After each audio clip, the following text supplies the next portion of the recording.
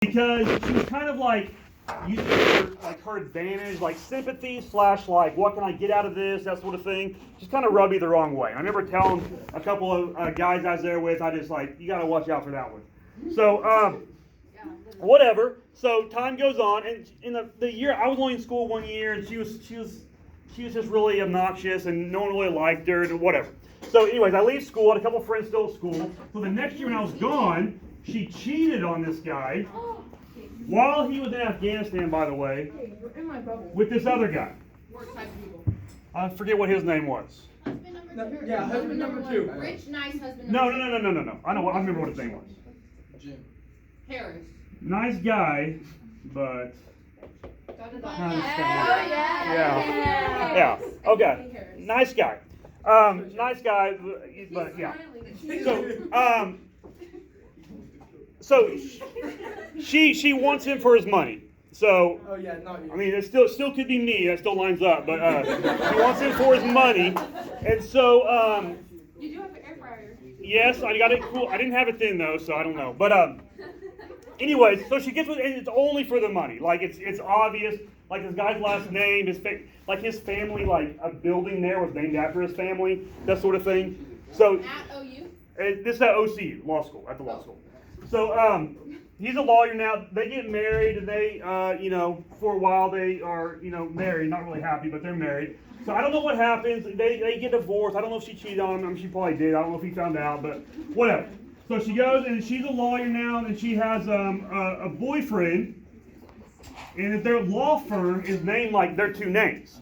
And then I don't know this guy, but my brother knows this guy, and he said that she was psychotic. I don't know what that means. Everyone says that though, so I don't know. The boyfriend said that she's psychotic? Yeah. And so their relationship ends, they don't live together anymore, and the whole business has to shut down because it's named after both of them. So she goes off on her own. She's a lawyer over here. And she This is him. It's too detailed. So now we're about to be on guy number 4? 3. four that are in this story. Oh damn, I missed two guys. Yeah, no, you missed one. So you said nice guy was her husband that also had the law firm with her, but those are 2 different guys. two different people. She wasn't married to this one. Oh. So this guy's out now. This guy out now. So she's off here by herself, just loving life, doing her thing, being a lawyer, probably making pretty good money, respectable, all sorts of stuff. Maybe a little meth on the side, but I mean whatever. So she gets this client walks in the door. Now the one thing I don't know for sure, I don't know this. I don't know if the client just randomly, because sometimes people get in trouble, they need a lawyer. They'll just kind of maybe they'll see an ad or their friend will know somebody, so they'll just call them. So I don't know if he just randomly went to her, or I don't know if they might have been dating. I'm not really sure on that one. I don't know that detail. So anyways, client goes there, and the client had a little problem. He's a lawyer. So his problem was that he was facing some abuse charges of his ex-girlfriend. Okay, so he had this ex-girlfriend over here. Client's ex was her name. And he beat her, which is obviously awful. And so he was going to be charged with it, so he's a lawyer. So they go, and of course they discuss the case, and then they fall in love like people do, and they so they got to figure out how to get out of this. And so a lot of times when you're in a trial or they have witnesses and stuff, what do? They're do we believe this witness, right? And if you have a reason to think this person's lying or they're not trustworthy, the jury might not believe them. So they got to figure out a way to make her not trustworthy. So what they decide to do, fail-proof plan, of course, can never get caught. They decide to plant drugs on her, or in her car or something like that.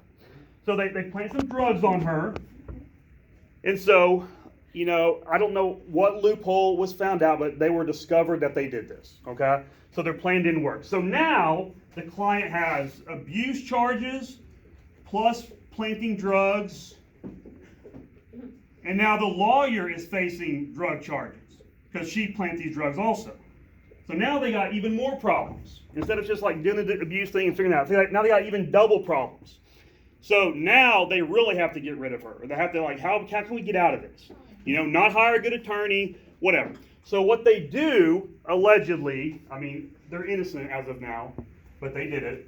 So what they do is they go to her house So they live she's from Dallas, so they live in Oklahoma City. But they went to visit her brother in Dallas, which is down here, you know. Why did you switch boards? There's no A reason. lot of moving parts here. So Oklahoma's up here, so Tulsa area is kind of up here. So what they did is stay the weekend with their brother, you know? That's an alibi. We're gonna have the weekend with the brother. Brother goes to sleep, brother and his kids go to sleep. You know, it's like midnight or so. They get in the car, they drive to the Tulsa area. Like a small town down a dirt road, and they do some murdering, allegedly. not really that funny. Not really that funny, but I mean, it happened. So the client's ex plus Parents. mom plus dad What? all were killed in the middle of the night in this house. Yes. Again, not that funny, but that all happened. But she was at her parents' house. Yes, I think she might have lived with her parents. And so what happened is their plan was, it seems like, their plan was to get back here before the brother woke up. It's like 3 hours both ways. And like, so that way, like the alibi, he could be like, oh no, they stayed with me all weekend, they were here, never left, that kind of thing.